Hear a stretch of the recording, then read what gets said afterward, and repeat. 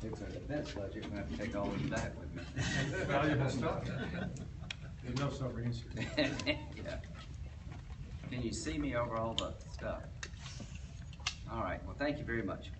Behind me, I have eight distinguished military leaders. In their own way, they have been successful serving our nation in uniform and as civilians, and I just want to tell them how much I appreciate their support. I'm trying to make the case that I'm best qualified of all running to be Commander-in-Chief in dangerous times. We've had a lot of discussions about many things in the course of this primary, but really no one is focused on the dangers we face as a nation and has come up with a solution to deal with those dangers. A perfect storm is brewing for our nation to be hit with another 9/11.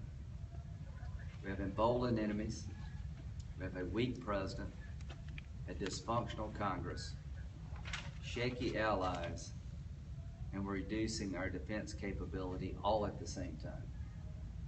This creates a perfect storm for the rising threats to come back to our shore. I've never seen so many terrorist organizations with so much safe haven, capability, men, equipment, and weapons to strike America as I do today. President Obama's goal of destroying and degrading ISIL is the right goal. His policies are failing, and they will never work. An air campaign is not going to destroy ISIL in Iraq and Syria. If I were President of the United States, we would have to send more of our troops to Iraq to ensure success on the ground in Iraq. We currently have 3,500 military advisors that I rely upon say we need near 10,000. The additional capacity would allow Special Forces units to go into Iraq to hunt down, capture, and kill ISIL leadership.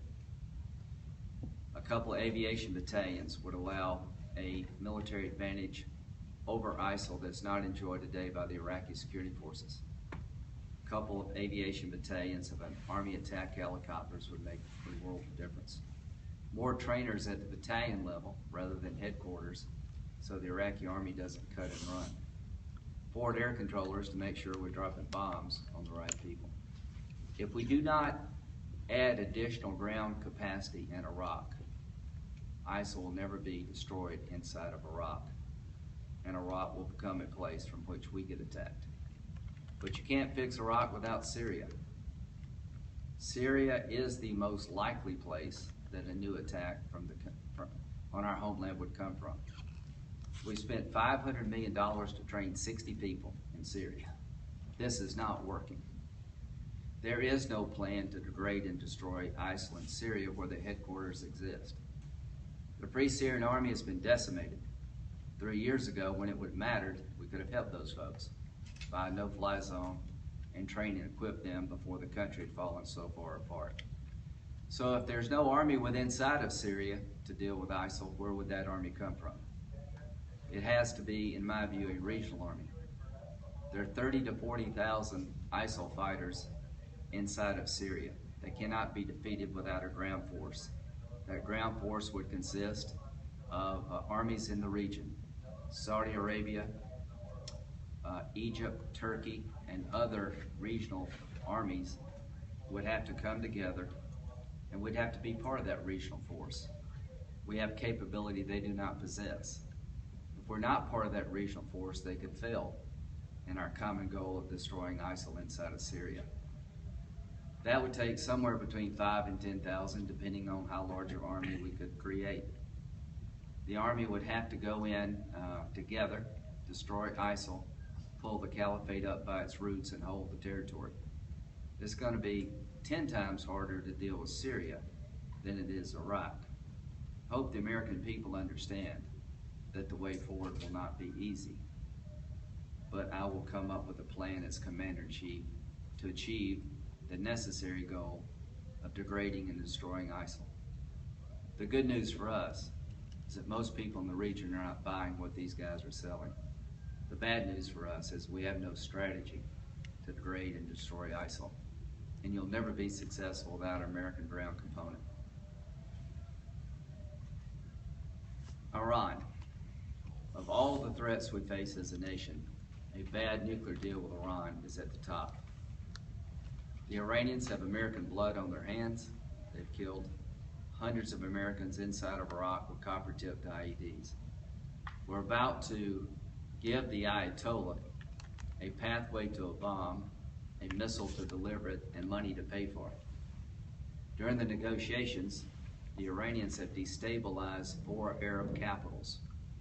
The chaos in the Mideast could not exist to this extent without Iran. What would I do? I would not honor this agreement because it's too much to a regime that's too dangerous. I would ask Congress to reimpose sanctions to give me leverage. I would go to the P5+1 and say we can do better, we must do better. Congressional sanctions would deny foreign companies the ability to do business with Iran and access American banking. That is real leverage. I would not want a conflict with Iran, but I would not agree to this deal because it ensures that the biggest antagonist in the region, Iran, will one day have a nuclear weapon. As to our friends in Israel, they're under a threat unlike any other since the founding of the state. The biggest mistake President Obama has made is miscalculating who we're dealing with. The Ayatollah in Iran is a religious leader, he's a religious zealot, and he's not going to change in the next 15 years. And the person who's going to be replacing him is even further to the right than he is. So this deal, giving Iran $100 billion, a pathway to a bomb, access to new weapons, is a bad deal for us, it's a bad deal for the region, it's a bad deal for Israel, and it comes from weakness. The Iranians do not believe in their wildest dreams that Obama would use force to stop a nuclear breakout. John Kerry would never walk away from the table. If you want a better deal with Iran, you're going to need a new president. And that new president needs to understand the region and the players. One thing I can say with certainty, everybody in the region knows me, and I know them. And when I speak, people understand where I'm coming from. All of these things are necessary for the next commander-in-chief to deal with, on top of an out-of-control Putin and an venturesome China. This all started when President Obama drew a line against Assad and said, if you cross this line, you must go. Assad used chemical weapons. He is still standing. He will be there after Obama leaves. And you're not going to get a regional army to go into Syria unless we put Assad on the target list, because no Arab army is going to liberate Syria from the whole of ISIL and give the rest of Syria to Iran. Assad is a proxy of Iran. So the way forward for the next president is going to be difficult. And none of this is possible if we don't rebuild our military. The budget cuts that I've opposed from day one are going to give us the smallest army since 1940, the smallest navy since 1950. There will not be, in my view, the ability to deter war under this construct, and will we compromise our ability to destroy ISIL and prevent the rise of radical Islam in general. My foreign policy is based on 3 concepts: superior capability, overwhelming capacity, and determined will. We're losing them all. Our capability is being deteriorated because of these budget cuts. We're firing people that we need desperately to defend this nation because of insane budget cuts. And this president has been leading from behind and has shown anything but determined will. As to the rest of the field on the Republican side, when you talk about destroying ISIL, please tell me how without ground forces. When you talk about resetting the world, please tell me how without rebuilding the military. Please tell me how you're going to restore budget cuts for the military without working with a Democrat to restore cuts to non-defense spending.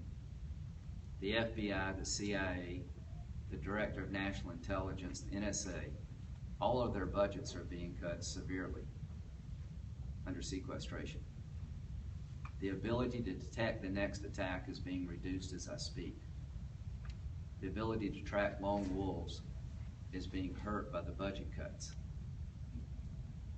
Our nation is in peril, unlike any time since 9/11. And the only way we're going to be safe here is to go after them over there. When it comes to ISIL and radical Islam, my policy is pretty simple. Whatever it takes, as long as it takes, to defeat them. Nothing short. That means ground forces. I'll introduce my friends behind me, but now I'd like retired General Mick Zase to say a few words. Thank you, Sam. With your presence, we have two former POWs on the Coalition. We have the current Adjutant General, Major General Bob Livingston, and the former Adjutant General, who I've worked with extensively. I think one of the reasons these folks are behind me is that as a senator, they've seen what I can do for the military, what I will do for the military, and as president, they see in me a person who's ready to be Commander-in-Chief on day one. And I say that humbly. I've worked hard for the last 10 years. I've been to Iraq and Afghanistan over 35 times. Spent 142 days on the ground as a reservist in Iraq and Afghanistan, dealing with detainee issues. I've learned a lot by going there a lot, and I am ready to lead. Any questions? Senator Graham, starting off, one comment you made about Syria, talking about the regional force. It's one thing to talk about U.S. forces. How would you make that case to Saudi Arabia, to Turkey, to other sovereign nations that have their own militaries and national security to think about? Well, number one, if you're running for president and you don't understand that we're going to need ground forces in Iraq and Syria, U.S. boots on the ground, as part of a regional force, you're not ready to be Commander-in-Chief. So what you have to do is pick up the phone, and you have to call President El-Sisi. You have to call the King of Saudi Arabia. You'll have to call the King of Jordan. You'll have to call Prime Minister Erdogan and say the following: I am ready to go with you to destroy ISIL inside of Syria and to depose Assad. No Arab army is going into Syria if you leave Assad in power. That's giving part of Syria to Iran. So when I make those phone calls, they know who's on the other end of the line. They are ready to go. The Emir of Qatar told me and Senator McCain to my face, we'll pay for the war, but you have to put Assad on the table. And the reason President Obama's plan is not working, he has refused to take Assad on because that would upset the Iranians. Some of the collateral damage of this nuclear agreement with Iran is that we're not pushing back against Putin effectively because we need Russia to deal with Iran. The reason we're giving China such a pass as they build islands over resource-rich waters in the South China Sea, claimed by others, is that we don't want to upset the apple cart with China because Obama needs them with Iran. I don't think people appreciate how much damage has been done to the world at large with President Obama's quest to get a deal with Iran as a legacy for him. He has set the world in disarray outside of the Mideast, trying to get a deal with the Iranians. I am convinced that if we'd pushed back against Putin earlier, it would have mattered. As President of the United States, I would push back against Putin hard and fast. Export gas that we have here in abundance to help our European allies to undercut his monopoly. Provide defensive arms to our friends in the Ukraine so they can fight for their own freedom. Rebuild NATO. And the way you rebuild NATO is you lead by example by rebuilding your own military. By the end of this decade, we'll be spending 2.3% of GDP on national defense. The historical average has been about 5%. So how do you get allies on board? They got to trust you. Nobody is going to follow uncertain trumpet. The reason that Obama can't get people behind him is because he's got a reputation of leaving you behind. Senator Graham, we spoke to Congressman Jim Clyburn last week, and he spoke on the Iran deal and said that our sanctions don't hold much weight if the other countries wouldn't follow with this. I respect Congressman Clyburn greatly, but I couldn't disagree more. Under the sanctions that we have in place today that are due to expire, if you're a French or German company doing business with Iran, you cannot have access to American banks. We're the largest banking center in the entire world. If I were president, we would go back and get sanctions, and they'd be tougher than they are today. And you'd have to pick between doing business with Iran or the United States. You pick. I don't buy that one bit. Senator, go ahead, Andy. What does Iran look like if Congress decides to reject the treaty? What do you think? How do you think they react, and what do you think would happen to their nuclear capabilities if there is no treaty on the table? I'm urging every member of Congress to say no to this deal because it gives the next president leverage. Now, the Iranians are not, they're crazy, but they're not stupid. They know they can't win a war with us. So they're not going to do anything. And if they try to break out, I would stand behind President Obama to stop them militarily. But we're talking about what would I do in 2017. If sanctions have expired, I would reimpose them. I would go to the P5+1 and say, I'm not going to honor this agreement. I'm not going to sit on the sidelines and watch you give $100 billion to the Ayatollah without any requirement to change his behavior. I will object to any ICBM technology delivered to the Iranians. Anybody who delivers missile technology to Iran will not be able to do business in America. Because what you're doing is giving him the capability to take a nuclear weapon and deliver it. Senator, on the topic of military funding, you mentioned that budgets are being cut. One of your fellow GOP candidates talked about how antiquated our military force is. At the same time, I have a few friends in the Air Force saying the B-52, the C-130, some of this equipment are still viable military assets. So if you're going to establish more funding or get more funding to the military, where do you hone that funding in? Well, number one, what you have to do is make sure you have enough people to do the job required. How do you pivot to Asia when you got 280-something ships? To our Navy folks, I'd give you more ships. You're not going to pivot to Asia with a rowboat. So you're going to need people to cover the bases, and superior capability and overwhelming capacity is the foundation of my foreign policy. So the F-22 is the state-of-the-art fighter. The F-35 is coming online. Under budget cuts, what you wind up having to do is stop modernizing your force. You literally don't have enough money to pay your people and modernize your force.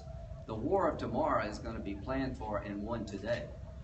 The stealth technology we enjoy today started in the 80s and 90s. These insane budget cuts are compromising our ability as a nation to modernize our force. That means that the next war, pilots are much more subject to being shot down than they would be otherwise. It means our ground forces are exposed because our enemies are upgrading their technology. One thing I hate about this deal is that the Iranians are in Russia today trying to buy advanced military equipment from the Russians, making it harder for us to attack Iran if we had to. You talk about an insane construct. Scotty was an F-16 pilot. They flew the SEED mission to go in deep and knock out enemy radar so they're blind. Well, the F-16's been a good plane, but another decade from now, I'm not so sure it's going to be the plane we need. So at the end of the day, as Iran is upgrading its air defense capability, we're degrading our ability to go in, go deep, and be sustained. So the numbers of airplanes that we have are inadequate given the threats we face. 50% of the coded combat squadrons in the Air Force will not be ready for combat by the end of this decade because of budget cuts. So the C-130J will be around for a long time. The B-52 is going to be around for a while. We don't have enough B-2s. So what I would do is I would rebuild our military, focusing on modernization to deter nation-state action, to be the strongest force on the planet and make it very difficult to deal with America and come out as a survivor. We're losing that overwhelming capacity because of these budget cuts at a time when our nation is threatened the most. I'll repeat one more thing, one more time. I've never seen more threats to the homeland than I do today. If something doesn't change, it's just going to jihad in Syria every day, every month. with Western passports, and it's just a matter of time before some of them come here. That's why you need to fight them over there so they don't come here. My policy as president is pretty simple. Terrorists today are large, rich, and entrenched. That's my phone ring. Boy, John McCain. Is it the new cell phone? It literally is him. So my policy, John agrees. My policy would be to make terrorist organizations small, poor, and on the run. That's going to take us going over there. Anything else? Senator Graham, you talk about rebuilding the military. What are some other issues that you hope to tackle day one? Well, number one, you got to get your debt house in order. We got two enemies. We got foreign terrorists and domestic debt. Admiral Mullen said the debt is going to be an enemy against the military as much as terrorism, and he's right. By 2030, all the money we collect in taxes pays Medicare, Medicaid, Social Security, and interest on the debt. There will be no money for the military unless you raise taxes or cut entitlement benefits. So the national debt is an enemy to this nation. What I will do as president is degrade and destroy the debt. I'll come up with a plan to go after the debt just as hard as I would to go after ISIL. Because if you don't, you lose the American dream, you lose the ability to defend yourself, you become Greece. And what drives the debt? The baby boomer retirement. 80 million of us, of which I am one, are going to retire. We're going to want our Medicare and Social Security checks. Well, we're down to 2 workers in 20 years. So what do you have to do? Younger people, you're going to have to work longer. People in my income level, we're going to have to give up some benefits because we can't afford, the system can't afford to pay us everything been promised. I'm 60 years old, I'm not married, I don't have any kids. I would give up some of my Social Security when I become eligible to help people who need it more than I do, because when I was 22 and lost both of my parents and had a 13-year-old sister to take care of, I needed every penny of Social Security coming into my family. Today, I could give some up, and I would. So as President of the United States, I would dust off Simpson Bowles, a bipartisan blueprint to get us out of debt, to reform entitlements and flatten out the tax code and take some money and put it on debt. If the president doesn't do that and start that conversation, we become Greeks.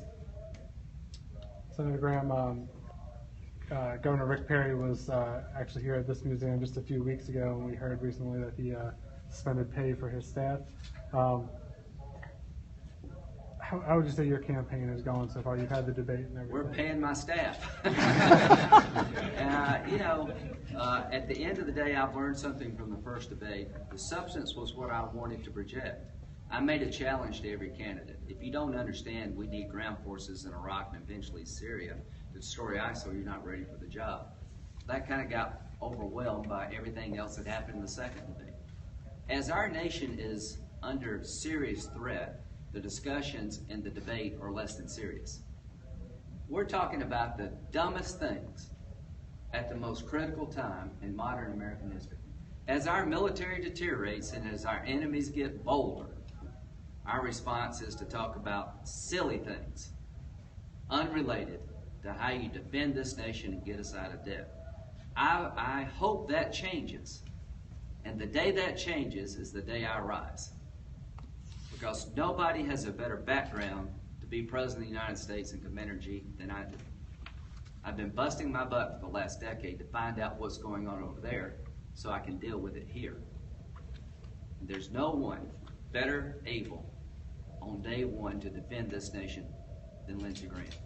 I understand what our military needs, and I'm going to give it to them. And we're going to ISIL, all the gloves are off. If we don't hit them hard, they're going to hit us. So Governor Perry's a fine man. I'm sure he will straighten out his finances. But this debate about who's best qualified to be Commander-in-Chief has been wanting in substance. And I'm going to stay around and stick around and fight to have my voice heard. Because when it comes time to evaluate who's best able to defend this nation, I think my voice wins out. Do you expect 17 Republican candidates to reach the Iowa caucus to be on the ballot at this point, based on just the size of the field? I don't think it's going to be more than 17. I don't know what's going to happen with the other candidates. Governor Perry's a fine man. I know what's going to happen with my campaign. I'm going to dig it out. And at the next debate, we'll up our game in terms of style. But I'm going to make the case in South Carolina, New Hampshire, and Iowa, all over this country, that I'm best capable of defending this nation who's very much under risk, that I understand what our military needs, I will give it to them, but I'll work with Democrats to fix problems like immigration and get us out of debt. I offer, I think, two things. A unique, qualified person to be commander-in-chief at a time we need one, and a Republican who's willing to work with Democrats for the common good. The next president needs to be able to do both. Anything else? One more. Thank you all. I'll go ahead. Oh, sorry. I was just going to, unfortunately, I am keeping on a slightly silly topic, but in terms of social media, you've had a pretty decent couple of weeks, from Donald Trump giving out your phone number to your video going viral of destroying the phone. Then with this past week, you had the happy hour debate. For someone who had told Chuck Todd you never sent an email, how is it that you're doing so well with social media? Well, it proves that you can live in America without having to send an email. You know, emails have been a godsend to the way we communicate. But I would advise the next president not to send an email, because our enemies will pick it up. In all seriousness, cyber attacks and cyber threats to our country, I didn't even mention, are on par with a nuclear-armed Iran. The most likely way we get hit hard would be through a cyber attack. And the reason that Secretary Clinton's email system has to be disclosed to the American public is, did she compromise our national security by using a system set up for her and her only? In all seriousness, the enemies of this nation are trying to penetrate at every level. I would advise the next president of the United States never to send an email, because the enemies are watching us. They're monitoring the White House. We've had thousands of Americans' data compromised. The Department of Defense is under constant attack. China and Russia are the biggest actors. And here's what I would do regarding China. If you keep stealing our intellectual property, hacking into our systems, I will change the trading relationship that you enjoy today with America. To the Russians, we have had it with you. We're literally going to reset the table with Russia. They're a small country with a pair of twos. We're a big nation with a full house. When it comes to playing cards with Putin, we're going to play the game differently. Thank you all very much. Thank you.